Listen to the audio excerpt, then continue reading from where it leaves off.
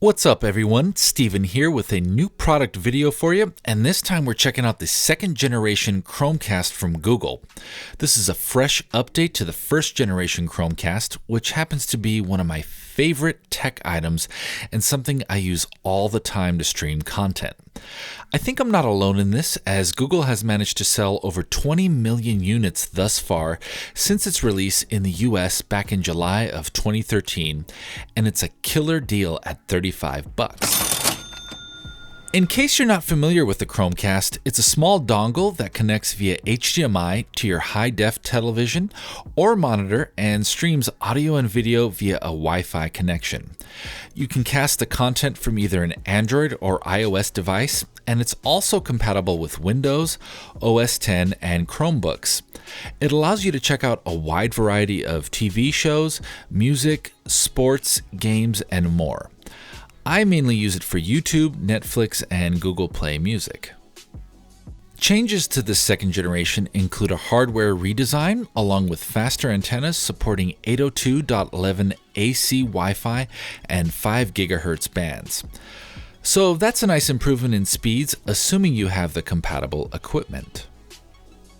Here's a quick glimpse into the unboxing experience. You gain access to the box by pulling away this plastic strip. At the bottom of the box, you've got the charger, which features a nice Chromecast logo, and the charging cable features a Velcro strip to help with cable management, which is much appreciated.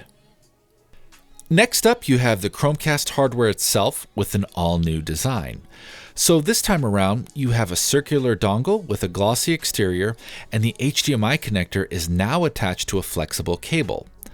There's also some magnets underneath the HDMI connector, which allows for easier transport and cable management.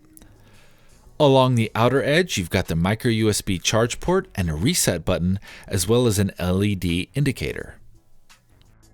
Here's a quick comparison of the first gen Chromecast to the second gen, and I definitely think it's a nice improvement due to that flexible HDMI cable with the magnets providing some more options than before.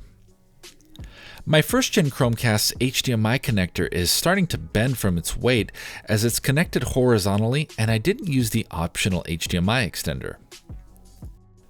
One thing I love about the Chromecast is its simplicity, and the setup is just that, simple. For this video, I'm using my Dell 4K monitor as it has an HDMI input. It's a 3-step setup process in which you plug the Chromecast into your TV or monitor and make sure to power it either through a USB port or the included charger. It wasn't the prettiest cable management situation on the backside of the monitor, but I guess it works.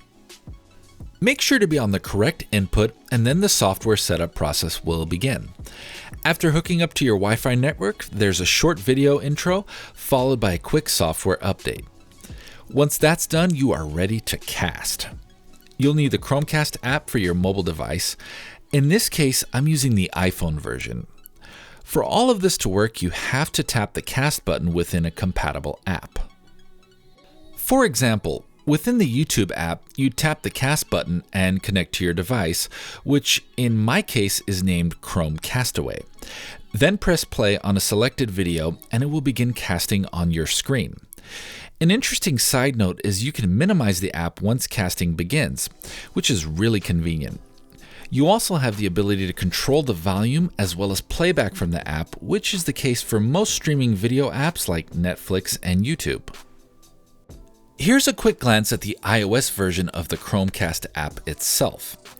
Just an FYI, the Android version of the Chromecast app is way more feature-packed and allows for a lot more customizability compared to on the iPhone.